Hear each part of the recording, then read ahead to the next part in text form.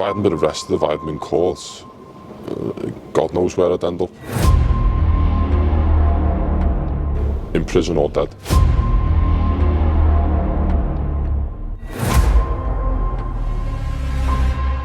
If the police don't get you first, somebody else will.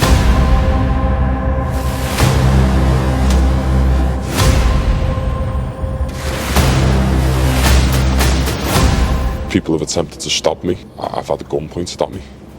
I've been kidnapped.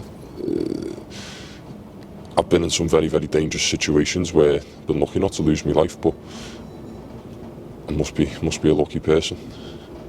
I have nightmares. I've probably got PTSD from all sorts of different things that have happened that I can't even talk about. Anxiety, depression, looking over my shoulder when there's nothing to look over my shoulder about.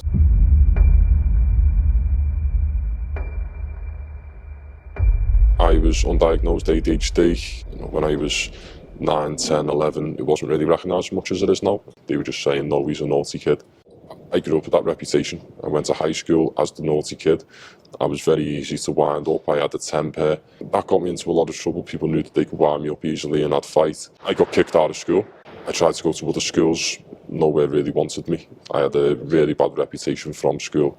So when they looked at it, they're looking at, we've got such a history of violence, why would they want me around their pupils? The social services system did fail me. I didn't have anybody that I bonded with, had any sort of relationship with. I just had people just slating on me all the time.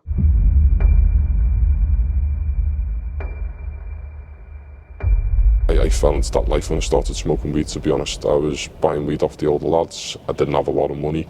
They'd ask me to do stupid things like, smash this window, we'll give you 20 quid's worth of weed or 30 pounds worth of weed. And then one of them one day said, yeah, you know loads of people who smoke weed. Do you want an ounce? You can sell that, just pay us next week. And before I knew it, I was selling weed to everyone. I was getting phone calls from people who I didn't even know and just talking to me like they knew me. I started to gain all the wrong ideologies, the wrong outlook on life. I was looking up to these older lads who were sitting on the bums all day doing nothing but selling drugs. Until one day my mum caught me selling weed. Absolutely flipped the lid. I said, you know what, I'm 13, I'm old enough, I can live on my own. Phoned my mate and said, I'll come and stay yours for a couple of days. He said, I can get you somewhere to stay. It's in a different county. He said, it's out of town, it's not far. He said, I can get you somewhere to stay there. You can sell drugs to me for a week. He said, when you get back, I'll give you £1,000. And to me, at that age, I thought it sounded too good to be true, and of course it was.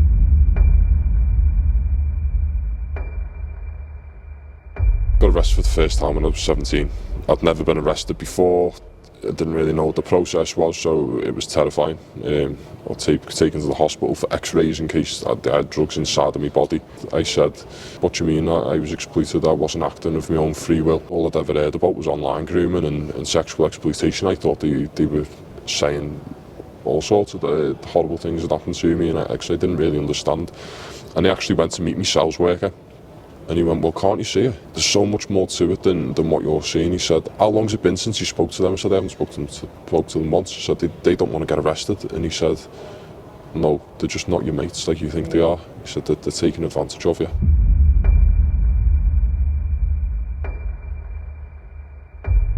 Speak out. We're all here to help. We've got social workers, parents, teachers. You've got friends who may know somebody who you can speak to. There is always somebody who can speak to you. I work with quite a lot of young people now who are involved in county lines or have been involved in county lines, and you can't help everybody, but the few that I have helped and I've managed to keep their heads down and stay out of it, it's the best feeling in the world. It's a strange thing to say, but I wouldn't change anything, because it's given me the opportunity to spread awareness from the eyes of the child, give people a different understanding that these young people aren't criminals. They've broken the law, but who are we to say that they're a criminal rather than just a vulnerable child?